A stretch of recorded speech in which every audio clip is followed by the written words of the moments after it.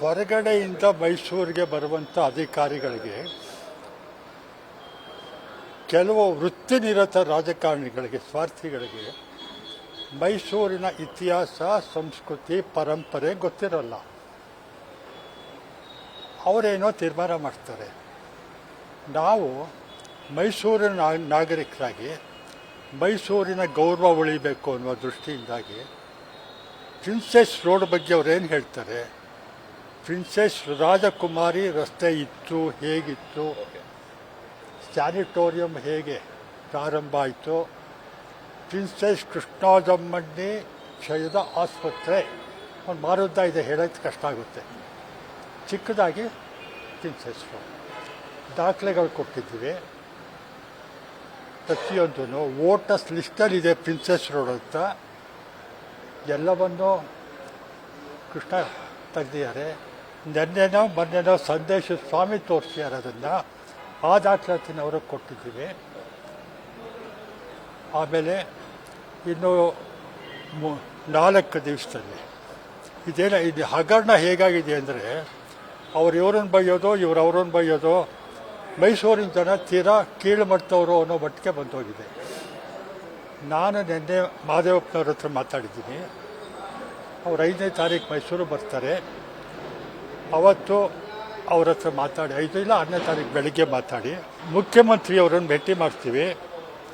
ಮುಖ್ಯಮಂತ್ರಿಯವರ ಗಮನಕ್ಕೆ ಬರದೆಯೇ ಅವರ ಹೆಸರಿನ ಈ ರೀತಿ ಪ್ರಚಾರಗಳು ಅಪಪ್ರಚಾರಗಳು ಆಗ್ತಾ ಇವೆ. ಮುಖ್ಯಮಂತ್ರಿಯವರಿಗೆ ಸಂಪೂರ್ಣ ವಿಷಯವನ್ನು ತಿಳಿಸಿ, ನಿಮ್ಮ ಮರ್ಯಾದೆಯನ್ನು ನೀವು ಕಳ್ಕೊಬೇಡಿ, ಮೈಸೂರಿನ ಮರ್ಯಾದೆಯನ್ನು ಉಳಿಲಿ, ನಿಮ್ಗೆ ಅವಮಾನ ಆಗತ್ತು ತಪ್ಪಬೇಕು, ಈ ಹಗರಣಗಳು ವಾದ ವಿವಾದಗಳು ಬೇಡ ಅಂತ ಅವರ ಹತ್ರನೂ ಮಾತಾಡ್ತೀವಿ. ಬಹುಶಃ ನಮಗಿರೋ ವಿಶ್ವಾಸದಲ್ಲಿ ಅವರೇ ಇದನ್ನು ಬೇಡ, ನನ್ನ ಹೆಸರಿಡೋದು ಬೇಡ ಅಂತ ಹೇಳುವಂಥ ಪರಿಸ್ಥಿತಿ ಬರುತ್ತೆ. ಅಲ್ಲಿ JP ನಗರಲ್ಲಿ ಅವರ ಹೆಸರಲ್ಲಿ ಒಂದು ಉದ್ಯಾನವನ ಇದೆ. ಆಮೇಲೆ ಹೆಸರು ಸಜೆಸ್ಟ್ ಮಾಡೋದು ಚುನಾಯಿತ ಪ್ರತಿನಿಧಿಗಳು, ಜನನೂ ಸಜೆಸ್ಟ್ ಮಾಡಿ ಚುನಾಯಿತ ಪ್ರತಿನಿಧಿಗಳು ಮಾಡಬೇಕು. ಸರ್ಕಾರಿ ಅಧಿಕಾರಿಗಳಲ್ಲ, ಅವ್ರಿಗೆ ಅಧಿಕಾರ ಇಲ್ಲ. ಅವರಿಗೆ ದಿನನಿತ್ಯದ ವ್ಯವಹಾರ ಮಾಡೋದು ಅಷ್ಟೇ ಕೆಲಸ. ಈಗ ಏನಂತ ಹೇಳಿದ್ರು ಸರ್, ಆಯುಕ್ತರಿಗೆ ನಾವು ಕೊಟ್ಟಿದ್ದೇವೆ. ಅವ್ರು ಮತ್ತೆ ಅವರು 30 ದಿನ ಟೈಮ್ ಕೊಟ್ಟಿರಲ್ಲಪ್ಪ ಆಕ್ಷೇಪಣೆಗಳಿಗೆ. ಅದು ಮುಗಿದ ಮೇಲೆ ಆ ಜಿಲ್ಲಾಧಿಕಾರಿ ಅವರೆಲ್ಲ ಕೂತ್ಕೊಂಡು ಮಾತಾಡಬೇಕು. ಅವ್ರೇನಾದ್ರು ಮಾಡ್ಕೊಳ್ಳಿ. ನಾವು ಪೂರ್ವ ಎಚ್ಚರಿಕೆಯಿಂದ ವಹಿಸಿ ಇನ್ನು 3-4 ದಿವಸದಲ್ಲಿ ಸಿದ್ದರಾಮಯ್ಯ ಮಾತಾಡಿದ ನಂತರ ನ್ಯಾಯಾಲಯಕ್ಕೆ ಹೋಗೋದಕ್ಕೂ ನಾನು ತಯಾರಿದ್ದೀನಿ. ಕಾರಣ ಒಂದೇ ಹೇಳ್ತೀನಿ. 1999ರಲ್ಲಿ ಕೋರ್ಟ್ ಮುಂದಿನ ವಾಡಿ ವಿಲಾಸ ರಸ್ತೆಯನ್ನು ಸಿದ್ದರಾಮಯ್ಯ ಡಬಲ್ ರೋಡ್ ಅಂತ ಚೇಂಜ್ ಮಾಡೋದಕ್ಕೆ ಅವತ್ತಿದ್ದ ಟ್ರಸ್ಟ್ ಬೋರ್ಡಿನ ಅಧ್ಯಕ್ಷರುಗಳು ಮೆಂಬರ್ಗಳು ಹೊರಟಿದ್ರು. ನಾನು ಕೇಸ್ ಹಾಕಿ ಅದನ್ನು ತಪ್ಪಿಸಿ ವಾಣಿ ವಿಲಾಸ ರಸ್ತೆ ತಿಟ್ಟೆ ಇಳಿಸ್ದೆ. ಅವ್ರು MG ರೋಡ್ ಮಾಡೋಕ್ಕೆ ಸಿದ್ದರಾಮಯ್ಯ ಬೇಡ ಅಂದಮೇಲೆ MG ರೋಡ್ ಮಾಡೋಕ್ಕೆ ಹೋಗಿದ್ರು ಗಾಂಧಿ ನೇತಾಕಕ್ಕೆ. ಅದನ್ನೇ ಸಿದ್ದರಾಮಯ್ಯ ಹೇಳಿ ಈಗಲೂ ಅದೇನೇ ಆಗೋದು. ಬಂದೆ ಈಗಲೂ ಅದೇ ಆಗೋದು. ಇವರು ಹೆಸರು ಬದಲಾಯಿಸಕ್ಕೆ ಹೋದ್ರೆ ಈಗ ಸಿದ್ದರಾಮಯ್ಯ ಅವರು ತಮಗೆ ಆಪ್ತರಿದ್ದಾರೆ. ಸಿದ್ದರಾಮಯ್ಯ ಅವರು ತಮಗೆ ಆಪ್ತರಿದ್ದಾರೆ. ಸಾಕಷ್ಟು ಬಾರಿ ಅವ್ರನ್ನ ಭೇಟಿ ಮಾಡಿಯೂ ಮಾತನಾಡಿದಿರಾ. ಈ ವಿಚಾರವಾಗಿ ಅವ್ರನ್ನ ಭೇಟಿ ಮಾಡ್ತೀರಾ? ಸಿದ್ದರಾಮಯ್ಯ ಭೇಟಿ ಮಾಡಿ ಅವ್ರಿಗೆ ನಿನ್ನೆ ದಿನ ಮಹದೇವಪ್ಪನಿಗೆ ಫೋನ್ ಮಾಡಿದೆ ಸಾಯಂಕಾಲ. ಇವತ್ತು ಸಂಜೆ ಅವರು ಟಿ ನರಸೀಪುರಕ್ಕೆ ಹೋಗ್ತಾರೆ. 2 ದಿನ ಅಲ್ಲಿರ್ತಾರೆ.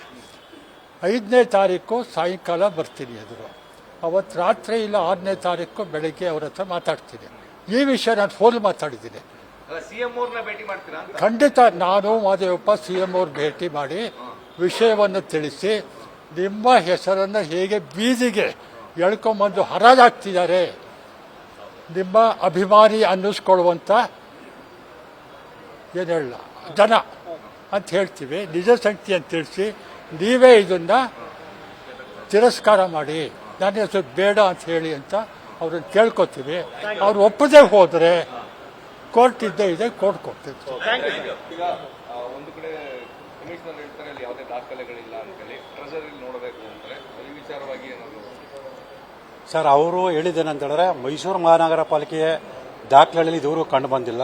ಸೊ ಈಗ ನಾವೇನು ದಾಖಲೆ ಕೊಟ್ಟಿದ್ದೀವಿ, ಬೇರೆ ಬೇರೆ ಇದಕ್ಕೆ ಸಂಬಂಧಪಟ್ಟ ಹಾಗೆ ಏನೇನು ದಾಖಲಾತಿದೆ ಅವೆಲ್ಲ ಕೊಟ್ಟಿದ್ದೀವಿ, ಅವ್ರ ಗಮನಕ್ಕೆ ಬಂದಿದೆ.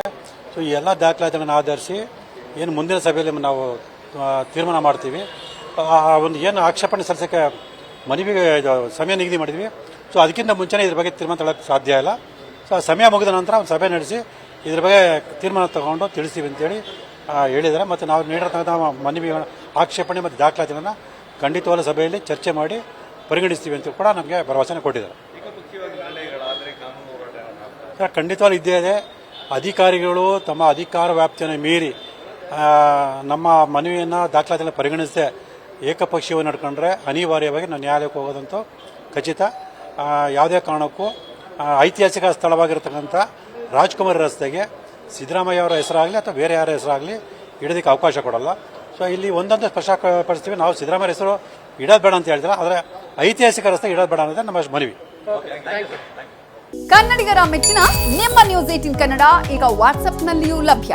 ಕರ್ನಾಟಕ ಮತ್ತು ದೇಶ ವಿದೇಶದ 360 ಡಿಗ್ರಿ ಸುದ್ದಿ ವಿವರವನ್ನ ನೀವು ನಿಮ್ಮ ಕೈ ಬೆರಳುಗಳಲ್ಲಿಯೇ ಪಡೆಯೋದಿಕ್ಕೆ ಈ QR ಕೋಡ್ ಅನ್ನ ಸ್ಕ್ಯಾನ್ ಮಾಡಿ. ನಮ್ಮ ಚಾನೆಲ್ ಅನ್ನ ಫಾಲೋ ಮಾಡಿ, ನೋಟಿಫಿಕೇಶನ್ ಆನ್ ಮಾಡಿ.